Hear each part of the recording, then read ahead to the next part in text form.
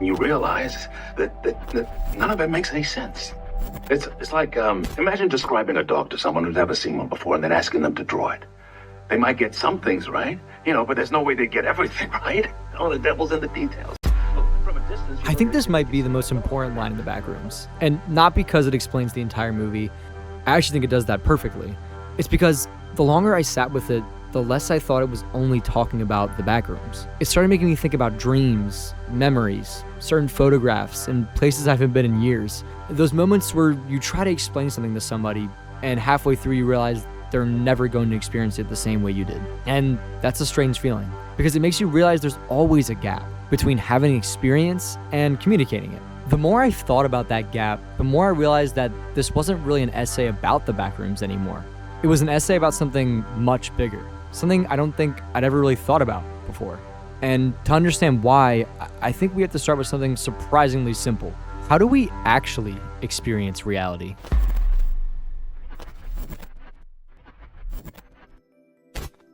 I think most of us go through life believing we're seeing reality exactly as it is. I know I did. You open your eyes, you look around, and it feels like you're simply observing. But that's not actually what's happening. Your brain feels like a camera, it just isn't one. Every second, it takes millions of tiny pieces of information, making predictions, filling in gaps, and constructing the reality you experience. The world you experience isn't exactly reality itself. It's your brain's best interpretation of it. And it's a strange thought. It implies that no two people have ever experienced the exact same world, at least not completely. We all experience a version of reality shaped by our memories, our expectations, our emotions, and our past. Once I realized that quote started to mean something completely different. Maybe that's not just what happens when we communicate. Maybe it's what our brains are doing every moment we're alive, trying to take pieces of reality, pieces of memories, and pieces of feelings, and turn them into something we can finally understand. Not reality perfectly, but close enough that it feels real. And if that's true, then it completely changes the way we should think about memories.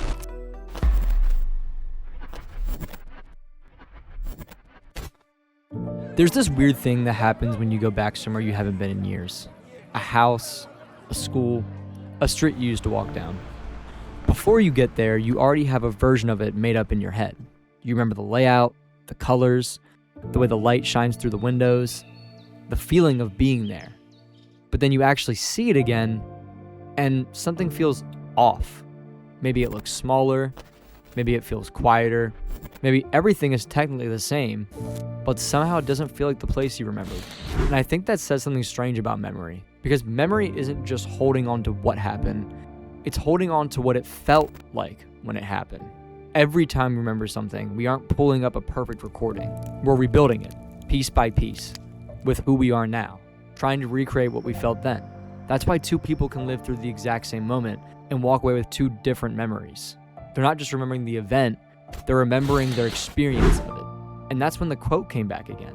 Because every memory is already a drawing, a reconstruction, an interpretation, never the original.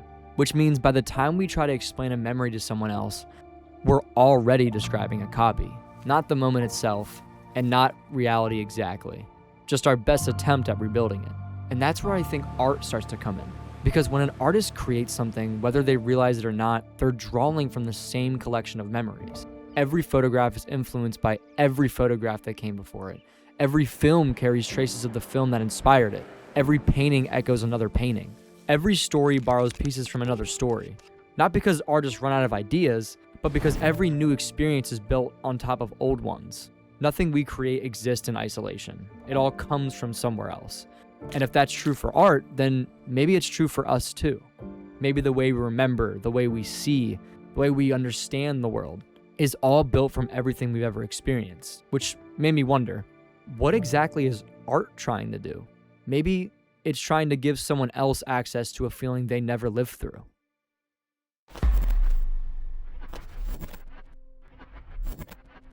On the surface, it looks like people are just making things. A painting, a photograph, a song, a film, a story. But underneath all that, I think something much more personal is happening. An artist is taking something that only existed inside of them, a way they saw the world, and trying to turn it into something another person can experience. Not perfectly, because that's impossible, but close enough that someone else might feel a piece of it. And I think that's why art matters. Not because it's recreating reality, because it recreates experiences. A photograph isn't just what a place looked like, it's what someone noticed. A song isn't just sound, it's a feeling someone couldn't explain any other way.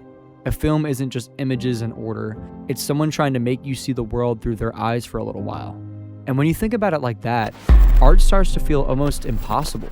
Because how do you take something that only lived through you and make it real for someone else? How do you explain a feeling? How do you even explain a dream?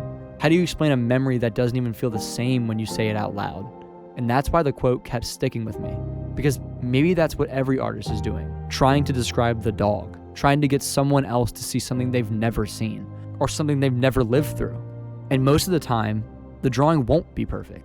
Something gets lost. The colors change. The feelings shift. The memory becomes something completely different. But sometimes, somehow, someone looks at that painting, or hears the song, or watches the film, and even though they didn't live the memory, they recognize the feeling. And I think that recognition is the closest art ever gets to being understood. Not because artists perfectly explain themselves, but because the person experiencing it found something inside of it that connected to something inside them. And that's where I finally started thinking about the Backrooms again. Because maybe the reason it works so well isn't because we understood the place, but because we recognized the feelings.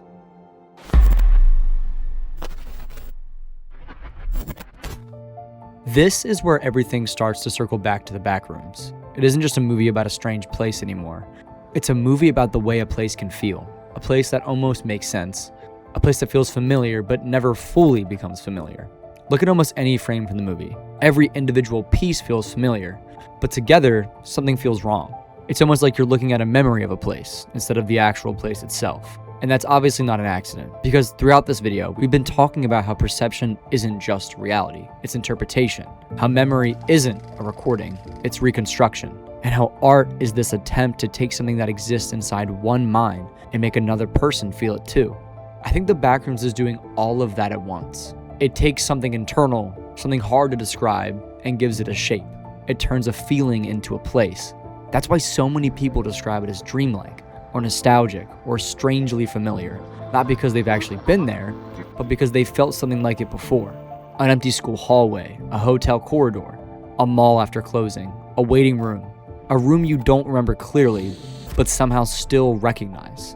The Backrooms doesn't ask us to recognize a location.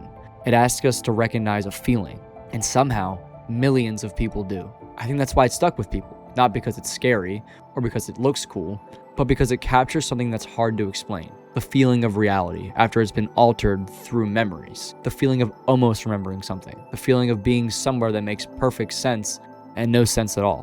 Which brings me back to that line from the beginning. Imagine describing a dog to someone who's never seen one before and then asking them to draw it. They might get some things right, but there's no way they'd get everything right. Maybe that's what this whole thing has been circling around. Every attempt we've ever made to take something that exists inside our minds and recreate it inside of another. Maybe that's what art has always been about. Not a perfect copy of reality, but our best attempt to share what reality felt like. And maybe that's why we keep creating, because there's always a distance between what one person feels and what another person can actually understand. And that distance never fully goes away. Something always gets lost. The memories change, the feelings soften, the words fail, the drawing comes out wrong. But still, we keep trying. We take pictures, we make films, we write songs, we tell stories, we describe the dog, even knowing they'll never see it exactly the way we did. And maybe that's not failure. Maybe that's the whole point. Because every once in a while, someone looks at what we made, and even if they don't feel the exact same thing, they feel close to it. Close enough to understand, close enough to remember something of their own, close enough to make that gap feel just a little bit smaller. So I think the simplest way to say it is, the Backrooms works because it does what art is always trying to do. It takes a feeling that's almost impossible to explain and makes someone else feel it too. And maybe that's what art is.